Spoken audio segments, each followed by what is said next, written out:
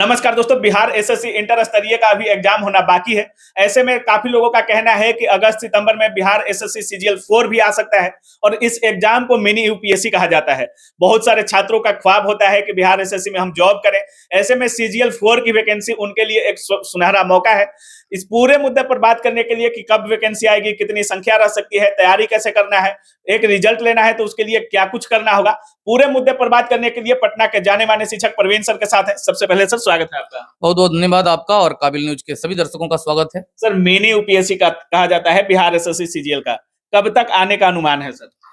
अनुमान आने के लिए अगर बात करें तो फरवरी में नोटिस आउट हो चुका है और जैसे ही इलेक्शन कंप्लीट होगा, मुझे लगता है कि सबसे पहले इंटरमीडिएट लेवल का जो एसएससी है उसके एग्जाम का प्रोसेस कंप्लीट किया जाएगा। संभवतः 2 महीना के अंदर ही हो जाना चाहिए रिजल्ट आने के बाद इलेक्शन का।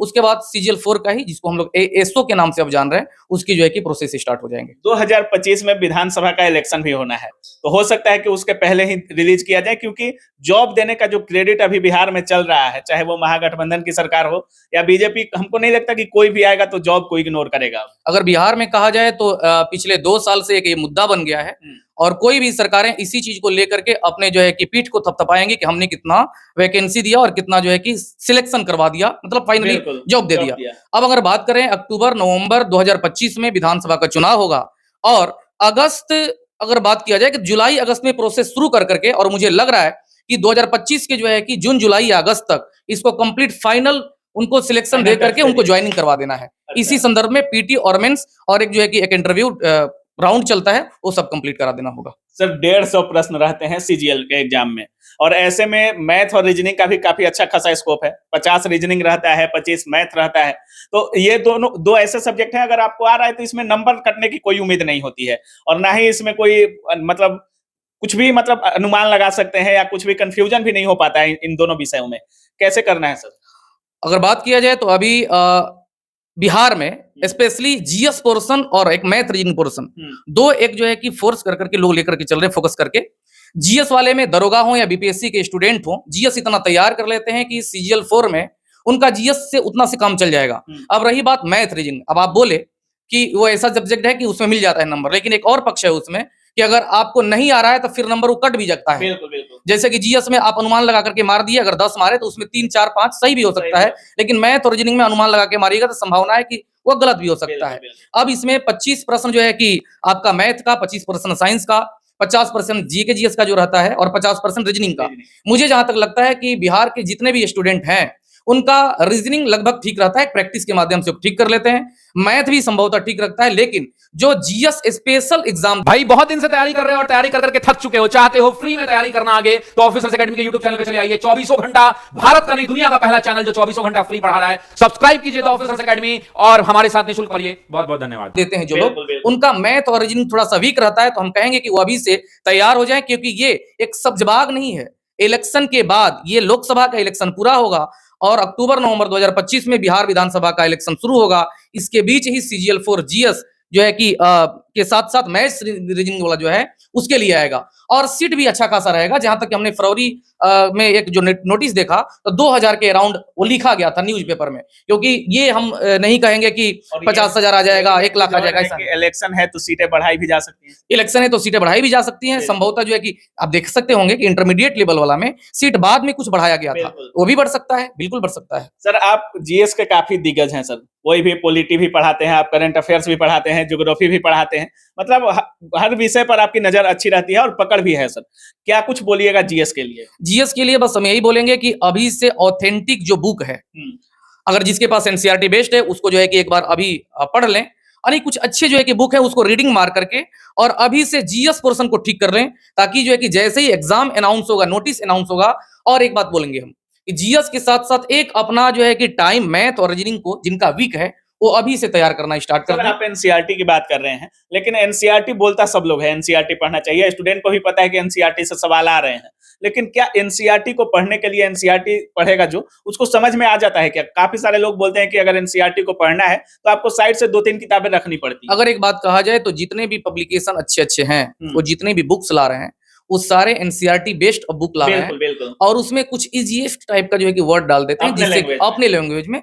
और दरअसल एक बात और है कि एनसीईआरटी की जो बुक है उसमें अगर हिस्ट्री कहा जाए, साइंस कहा जाए, पॉलिटी कहा जाए, ज्योग्राफी कहा जाए, तो शायद कुछ ही ऐसे जो है कि सेक्शन पॉइंट जो होते हैं वहां पर ही थोड़ा सा टफ लगता है, लेकिन एनसीईआरटी बहुत टफ नहीं है, ऐसा कुछ नहीं है। सर बिहार स्पेशल और करंट अफेयर्स जो भी एग्जाम अभी हाल के दिनों में मतलब 1.5-2 साल में जितने भी एग्जाम हुए हैं, दोनों का पोर्शन बढ़ते हुए देख रहे हैं हम लोग। जैसे करंट का भी सेक्शन बढ़ जा रहा है, बिहार स्पेशल भी लगभग 4 से 5 प्रश्न, किसी में 10 प्रश्न पूछ दे रहा है। तो इसको कैसे करना है सर? कितने दिनों का करंट पढ़ना चाहिए? करंट एग्जाम के नेचर पर हो रहा है। कुछ कुछ करंट अफेयर्स ऐसे हैं जो साल भर पहले के हैं, जैसे एग्जाम्पल के तौर पर हम आपको बता रहे हैं, किसान सम्मान निधि योजना अगर चर्चा में है तो अभी चर्चा में है, लेकिन करंट अफेयर्स में उसको पूछ देता है कि किसान सम्मान निधि योजना की शुरुआत कब हुई थी। अब एग्जाम्पल दे देते हैं कि 2022 में 8 मई 2022 को 67वें बीपीएससी का पहला एग्जाम हुआ, लेकिन उसमें यह प्रश्न पूछा गया था, जबकि किसान सम्मान निधि योजना का शुरुआत 2019 में हुआ था। उसी प्रकार से हम कहेंगे कि अगर आप कोई करंट अफेयर्स पढ़ रहे हैं तो साल भर का तैयार कर रहे हैं और उसका को रिलेट कर करके स्टार्ट करें। जैसे अभी एक चर्चा में आया है नेशनल एग्रीकल्चर मंडी ई नाम के लिए वर्तमान में जो कृषि मंत्री हैं अर्जुन मुंडा, उन्होंने एक ऐप लॉन्च किया, लेकिन ई नाम की शुरुआत तो 2016 में हो गई थी। तो को रिलेट करें कि ये कब शुरू हुआ, यानी आप थोड़ा सा डीपली पढ़ने का जो है कि शुरुआत करें। दूसरा आप बोले बिहार स्पेशल। अब बहुत सारे लोग तो जो है कि मुझे नाम से भी बहुत कम जानते हैं कि मेरा नाम कुमार परवीन है, बिहार स्पेशल वाला टीचर ही कहते हैं। बस हम एक बात कहेंगे कि बिहार स्पेशल का एक फोकस्ड टॉपिक होता है हिस्ट्री में, पॉलिटी में, ज्योग्राफी में। पॉलिटी अगर पढ़ रहे हैं तो बिहार स्पेशल के पॉलिटी में आप एकदम कंप्लीट गहराई में जाकर के बिहार का पंचायती राज व्यवस्था पढ़ लें। ज्योग्राफी में पढ़ रहे हैं तो नदी पढ़ लें, जल संसाधन पढ़ लें, खनिज पढ़ लें, उद्योग पढ़ लें, थोड़ा सा जो है कि कुछ फिजिकल एस्पेक्ट्स हैं जो बिहार के उसको पढ़ लें। इनसे सारे प्रश्न बनते हैं। अब ये प्रश्न नहीं आया कि गंगा नदी जो है कि कौन जिला में प्रवेश करती है, वो बक्सर में प्रवेश करेगी, तो वो बहुत पुराना हो गया। अब उसकी सहायक नदियों का शुरुआत पूछ रहा है, गंगा में कहाँ मिलती है, तो थोड़ा सा मतलब अब डीप जाना पड़ेगा। क्योंकि अब इंटरमीडिएट के बाद, जैसे हम लोग अपनी बात कर रहे हैं, हम लोगों ने जब इंटरमीडिएट पास किया तो हम लोगों को पता नहीं था कि बैंक एसएससी और बीपीएससी क्या होता है। उस समय इंजीनियरिंग का दौर था।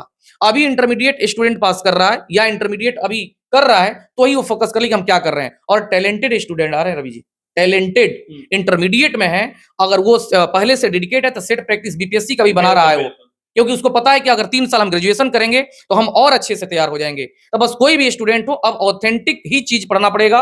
और सेट प्रैक्टिस का हम बार बार चर्चा करते हैं। सेट प्रैक्टिस रिजल्ट में 4 चांद लगाने, या कह सकते हैं केमिस्ट्री की भाषा में ये कैटलिस्ट का काम करता है। आपके जो है कि रिजल्ट के रेट ऑफ रिएक्शन को बढ़ा देता है वो। इसलिए एक सीट अगर अभी एग्जाम 6-7 महीना बाद है तो सप्ताह में 1-2 मारें, लेकिन एग्जाम जैसे बीपीएससी की बात कर रहे हैं तो अगर जो कि 30 सितंबर को बीपीएससी का एग्जाम है तो एक सेट फुल लेंथ जरूर मारें बिल्कुल, क्योंकि इससे प्रश्न अब इस पर केवल नोटिस की बात नहीं है। हम लोगों ने भी एग्जाम दिया है, हम लोग को पता है कि मेडाइबल में किसने क्या काम किया, लेकिन इतना कंफ्यूजन है। जैसे छोटा सा एग्जांपल देते हैं कि नहरों का जो है कि एक जाल बिछाने का काम कौन किया, गयासुद्दीन तुगलक किया। लेकिन 65वीं बीपीएससी में एक प्रश्न पूछा कि किसके शासनकाल में सबसे ज्यादा नहरों का जाल बिछाया गया, तब फिरोज शाह तुगलक था। अब यहां पर जब तक सेट प्रैक्टिस से ये क्लियर नहीं किया जाएगा, कंफ्यूजन बढ़ जाएगा। आता सबको है, लेकिन कंफ्यूजन को दूर करना, यानी कंफ्यूजन को दूर करना, रिजल्ट क्लियर करना, और रिजल्ट क्लियर और कंफ्यूजन दूर करने के लिए सेट प्रैक्टिस को एक लगाना, ये जो है कि काफी मार्गदर्शन का काम करता है। जितने भी छात्र होंगे सर सीजीएल 4 के या इंटर लेवल के भी जो भी बिहार एसएससी के स्टूडेंट होंगे, क्या कुछ बोलिएगा उनको? बस उनको हम यही बोलेंगे कि इंटरमीडिएट का एग्जाम पहले होगा। अब वो बात नहीं कि 2014 वाला एग्जाम 2020-22 में कंप्लीट होगा, अब चीजें बदल गई। इसलिए इंटरमीडिएट लेवल वाले हर चीज को जो है कि छोड़ करके एक सेट प्रैक्टिस मारें, प्लस एक अभी टाइम है तो एक नजर सभी सब्जेक्ट को देख लें। रही सही बात करंट अफेयर्स, तो बिहार एसएससी में करंट अफेयर्स बहुत डीपली नहीं आएगा, लेकिन हर जो है कि दिन का एक न्यूज़पेपर पढ़ें और मंथली मैगजीन पढ़ें।